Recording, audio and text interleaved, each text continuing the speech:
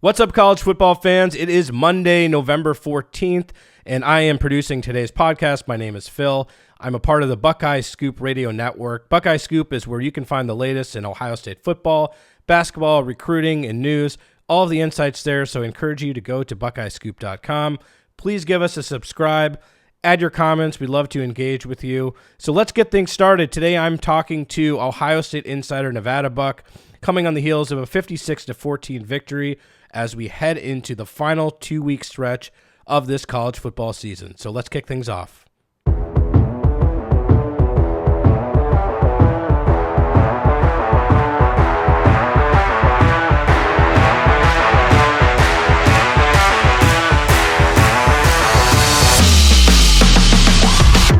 Happy Monday. It is November 14th. I'm here with Ohio State insider Nevadabuck, coming on the heels of a 56-14 Ohio State victory. Obviously, a lot of things to talk about on the football field, but I think it would be disingenuous to go through any Ohio State game review and not talk about what Kamryn Babb has gone through in the background, really the pinnacle of his Ohio State career, getting that touchdown.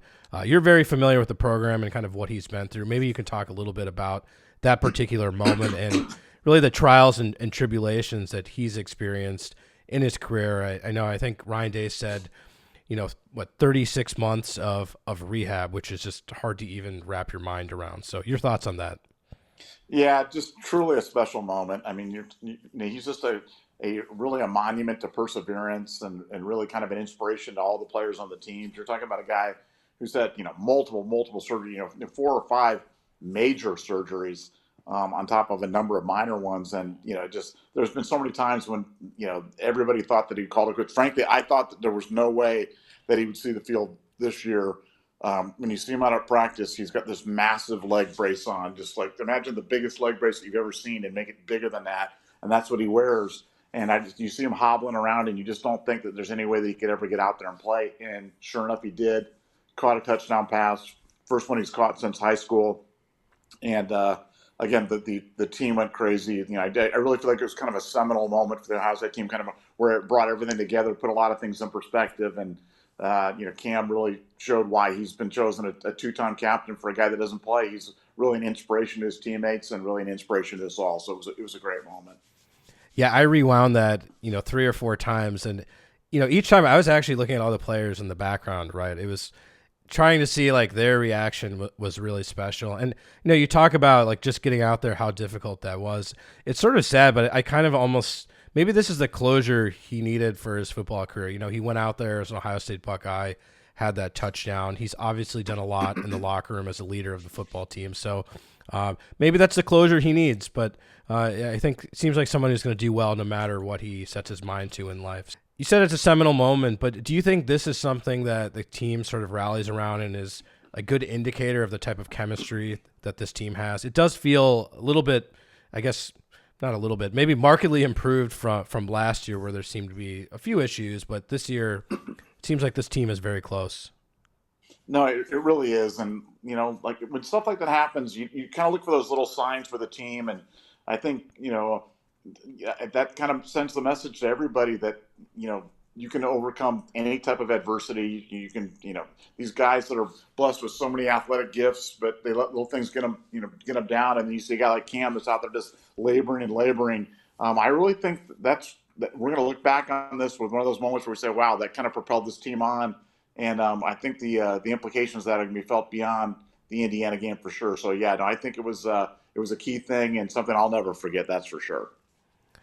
Certainly. And so it's been interesting over the last few days. And the Ohio State fan base just has ridiculously high standards. So I am going to move into some of the questions that maybe some of the fans want to see answered. Obviously, big victory here, but going into the game, there were a few questions. One kind of lingering from last year was about playing in bad weather. And I guess you could say that Northwestern game also was sort of a unique challenge. I mean, that was wind, but here we had some flurries, some cold weather. C.J. Stroud, 5 touchdowns. Seems like we came to play. Is weather a concern for you with this team going forward? Well, I think for any high-skilled team it is. And that's why, we always talk about, whenever we go to the Big Ten bowl game, or the Big Ten championship game, and it's in a dome, and we think about how that's an advantage for Ohio State because we're so fast and we're playing in a dome. Well, I mean, the converse of that is true as well. Bad weather is kind of a great equalizer for teams of lesser talent. So I think it is what it is. But I think it takes extreme weather conditions for it to really be a factor. I mean, that wind against Northwestern was unlike anything that a lot of people had ever seen before. And so a little bit of flurries, a little bit of rain. So I mean, it's kind of typical Ohio weather in November. So I don't think that's a big deal. I think let's just hope for no typhoon or hurricane hitting Columbus when we're playing there on the 26th against Michigan, and I think we should be just fine. We should be okay. In the rain, it's a little different. I think you can throw in the rain. It's those swirling winds that were a problem. So one thing we have seen, and you talked a little bit about this in your column on Buckeye Scoop and your Uncomfortable Truths column, CJ Stroud is starting to show that maybe he's willing to run with it. I mean, he went out there and he lowered his shoulder, which actually kind of scared the crap out of me on that one play. But it was certainly a tenacity we hadn't seen before. It was really exciting for me. I kind of jumped off my couch. Do you think that CJ showing this willingness to run, putting that on tape, is that something that's going to open up the running game? And if so, are there any other things that sort of hanging issues with the running game that you'd like to see fixed? Well, I think it's a huge key for the running game, and I think one look, it's just an attitude for the team. When you see, I remember when Dwayne Haskins did that and lowered his shoulder, and did that against Michigan, and it kind of set the tone. I think CJ's trying to tell his teammates, "Hey, I'm tough. I'll do whatever I have to do to win this game."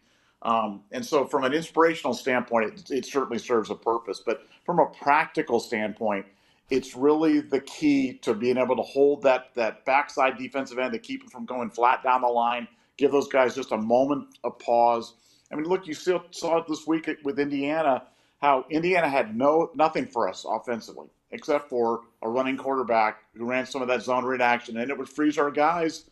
And they were actually able to stay in the game and make a few first downs with vastly inferior talent. So I think it serves a practical purpose. It serves an inspirational purpose. And for me, when I saw it, yeah, I was up off my chair as well, and I thought it was a great sign, and certainly something that I was expecting to happen. But when I saw it happen, it just made it that much more gratifying, and I was certainly excited about it. Sticking with that running game, Mayan Williams, what a game! He had 15 carries for 147 yards. Did most of that, early in the game. Left with an injury, so now we got Trevion out, we got Mayan out, and obviously we lost Pryor at the beginning of the year. I think even some injuries with the walk-ons. Is this something that we should be really concerned about? They keep saying not long-term injuries outside of Pryor, but I'm getting a little nervous. We're a couple weeks away from that November 26th date, and we're certainly not healthy in the running back room. Is this a reason to be scared as we head into the final stretch of the season? Well, I don't think it's a reason to be scared, but I think it's certainly something that we're going to be monitoring as we get closer to the game. Obviously you want to have Trey Henderson and a Mayan Williams at 100%. I'm not sure we'll have them at 100% for the game, but is 90% enough? Is 80% enough? Yeah, I think it probably is with what we're trying to do. And I think Chip will be back next week, and he's running well. Dallin Hayden's certainly capable, and Xavier Johnson is kind of the excuse the pun, but the X factor. So I think we can do a lot of different things with the running back position. Would I like them to be both 100%? Yeah, but I really think that they'll both be playing, which is really a step in the right direction. And come Michigan game, short of having some sort of catastrophic injury, everybody's hurt this time of year. So you just kind of take the needle, strap it up, and go and do the best you can. And I think that's what we'll do. Absolutely. So staying on the offensive side of the ball, we had another spectacular performance by Marvin Harrison Jr. Before the season started, never in a million years would I have thought that Marvin Harrison Jr. actually might be better than JSN. But obviously JSN's been injured. There were some insights on the Buckeye Scoop community about Marvin Harrison Jr. and his potential. It's been pretty incredible to see all of that materialize this season. And as he's realizing it, it's even crazier. We have a whole other year of him at Ohio State. So do you think he's the best receiver in college football? It seems to be something that's now finally getting repeated on a national level. He's certainly in the discussion. I mean, you obviously got guys like Jordan Addison and some other guys out there in Bowie down in LSU that are pretty good. But I mean, I take him, with anybody, and he's a very talented kid. He's even as good a player as he's a better kid. And, one of the interesting things, we've talked about this on the board before, but Marvin Harrison doesn't do any NIL deals. And you say, well, Yeah. that's because his dad's wealthy and this and that. But no, it's just he's all about ball. He is all about being the best football player that he can possibly be. He wants no distractions. He's the hardest worker on the team, and just tireless, strong, smart, a student of the game. His success is absolutely no accident. It's the byproduct of great genetics and just a ton of hard work. And so, yeah, no, he's a special player, and he's maybe even surpassed my expectations a bit. And my expectations were pretty lofty coming into this year, but he's definitely going to go down as one of the greats when he finally leaves here. Yeah, I thought it was interesting. Recently, they were talking to Brian Hartline about the receivers, and someone asked, if he considers them having a work ethic similar to like what you'd see in an NFL wide receiver room, and he was like, honestly, like our top guys work harder than most of the people I played with in the NFL. So definitely a high standard there. He had 135 yards and a touchdown. I think he's number 2 in the conference in receiving yards, leading the conference in touchdowns, almost overshadowing Egbuka, who's also, in the top 5 in receiving yards in the Big Ten, but has sort of become an afterthought because Marvin Harrison Jr. has been so incredible. Flipping over to the defensive side, which, we sort of neglect to talk about so far, but another very strong performance. Tommy Eichenberg really just all over the field, 7 tackles, 3 tackles for a loss, completely dominant. He was flying through the line of scrimmage, making some plays. Do you think he's getting enough national attention? And if not, do you think he is worthy of really getting, a designation as a potential All-American for his performance this season? I think he's definitely played at an All-American level. I don't think he's getting the kind of attention that he should, and that's kind of really, I'm not sure how good of a job Ohio State does marketing some of these guys. I think they just think the game's going to market itself, and they don't want to really favor one player over another. But boy, he's been good. We had him in final testing before the season started, and he ran a 4.59, and I think we posted that on the board, and we got a lot of people going, no way, Tommy Eichenberg's no way. He's a sub 4.6 guy, and I'm like, wait till you see him play. He's playing awful fast, and I don't think anybody has any question now that he's a sub 4.6 guy because he plays the game at a high speed with a lot of velocity and a very, very, very smart player. So when he reads his keys, he knows where he's going. So I can't say enough good things about that guy. He's really been the key to the defense this year, and I hope he gets an All-American designation. I think he will. It'd be really a tribute to him to get that tree in the grove. That would be a great tribute. Yeah, I think he unfairly gets tied to, Tough Borland, who obviously was a good leader on the team, but not the fastest guy. Pete Werner too, he got associated with some slower linebackers, but with Pete and Tommy, like those guys, they can move around. Yeah, well, look at Pete's doing the NFL right now. Pete's outstanding in the NFL. I just think coaching matters. We've talked about that, getting into a scheme that makes it's coherent and so that you know where you're going. But yeah, it's a lot of great players at Ohio State, but Tommy's right up there with he can run with any of the linebackers that ever played at the position. I can guarantee you that. So he's plenty fast and just a great kid as well. Thoughts on the DBs? It seems like we're finally getting everyone healthy. It's good timing. I thought they played pretty well. We haven't really been challenged by too many passing offenses this year, but it seems like the younger guys like J.R. Brown, J.K. Johnson, Hancock, they're all getting a lot of playing time, and we have Kamryn Brown back. Denzel's been playing better. Are you feeling a little bit better about that room, or are you still worried that they might get tested in new ways as we head into some of these bigger games, hopefully a Big Ten championship and the college football playoffs as well? I'm feeling better from a health standpoint, but to be perfectly candid, it's my biggest concern about the team, even more than the offensive running game or the offensive line or any other position or the defensive line. It's really a defensive back. We haven't, as you said, faced a team that's really can pass the ball proficiently. We're probably not going to see it this week against Maryland. Michigan doesn't do it particularly well. Not sure who we're going to see in the Big Ten championship game. Maybe Purdue. They can throw a little bit. Yeah, they can throw a little bit, but I think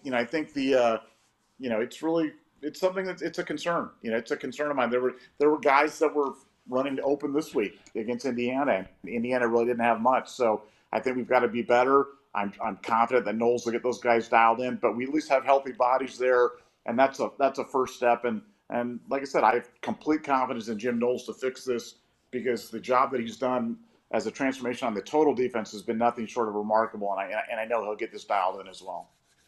So speaking of transformation, one of the players really had high expectations, top recruit. We were hoping for really big things this year, and he finally popped. So that would be Jack Sawyer. Had a great game, 1.5 sacks. Didn't play a ton of snaps, but was really making things happen on the field. Do you think this is the start of a process where he's going to build momentum and set himself up for a really strong season next year? I do. Jack's been great. Jack's been great in practice. Jack's been really close in the games, and that's another guy that we've been kind of promoting. And again, taking a lot of crap. People, Sawyer uses a lot of hype, but he's a good player. He just needed to have a chance to kind of break out. I knew he would. Was glad to see him get his sacks, and he's a big play waiting to happen. He's the guy that I expect big things on November 26th because with his increased size and the way that they like to use that jack position, I'm sure that he's going to be seeing a lot of action and really be in the thick of things against Michigan. So I'm excited about that. And he's an Ohio kid. He gets that rivalry. He's probably been waiting for that moment. So, all right. So one other thing I wanted to know: the offensive line, DeJuan Jones last second got pulled. They put Josh Fryer in. I thought he played outstanding, and I really had some fears about the offensive line depth, which I guess is sort of normal because it's hard to have 15, top guys. But it seems like every time we're plugging someone in, they're playing very well. Josh Fryer, quite a performance, sets himself up for next year as well. Thoughts on him? Well, again, you don't want to go down the rabbit hole of these stud discussions again, but think about what room that he left for Justin Fry. He lost 2 All-Americans last year, and Nick Petit-Frere and Thayer Munford, that are both playing in the NFL right now off the line. So then let's go to who did he return? The best offensive line in college football, or one of the best offensive lines in college football. And then you lose your tackle, you stick Josh Fryer in there, and Josh Fryer may be every bit as good or better than DeJuan Jones at right tackle. So it's like, I thought he outplayed him, to be honest. But it was 1 week. It was 1 week, and it was against Indiana, and I don't want to draw too many conclusions, and I think this will really fire DeJuan up, but he was really good. And, I'm telling you, we've got other guys behind them that can actually play as well if we need to in a pinch. So for all of the complaining that we did about, we need this many guys, we don't have any depth, who's going to be our tackles in 2027, we're actually going to be okay. We're going to be okay, and I think we got a glimpse of the future, and the future's going to be all right. So rest easy, Buckeye fans. We actually do have some tackles that can play at Ohio State, and everything's going to be okay. Yeah, I'm feeling better. If they kick over Donovan and you have Fryer coming, there's your 2 tackles already next year. Then you have guys like Enoch and, who knows, Whippler might be back. So, yeah, a lot of potential. I think that I'm feeling better about it. So, overall, we should all be feeling good. Ohio State, 10-0, a couple weeks to go. This fan base, very high standards. It's been a lot of back and forth on things, but I think there's a ton to be excited about. We're heading into the final stretch. Any last thoughts on being 10-0 and where our mental state should be as we head into the final 2 weeks of the season? Well, I think you hit on the head, and I just really want to say to the fans out there, man, you really have to enjoy seasons like this. Don't let these seasons go by where you pick nits about we didn't beat this team by enough points or we weren't perfect for this game. 10-0 is quite an accomplishment. It's hard. There's been a lot of great teams at Ohio State that haven't even achieved that. And these seasons, as I get older, you kind of look at them and you just kind of enjoy every single game and savor all the moments because they're over way too fast. This season's over like 70% over already, and it just seems like it just got started last week. So just enjoy every game, enjoy 10-0, and I think this is going to be a special year for Ohio State. I think it's already been a special year, but I think it's going to be we're in for some excitement here come down the stretch these last 5 games, and I expect great things and maybe a national championship, but I think we're going to be there to the very end. So I can't wait. I like that you said 5 games. That's where my head's at as well. So thank you so much, Nevadabuck. Again, I encourage you to go to BuckeyeScoop.com. A lot of incredible information and content there. It's a great community where you'll get a lot of insider tips as well as content as we head into this final stretch. So thank you so much. That's a wrap for today, and go Bucks.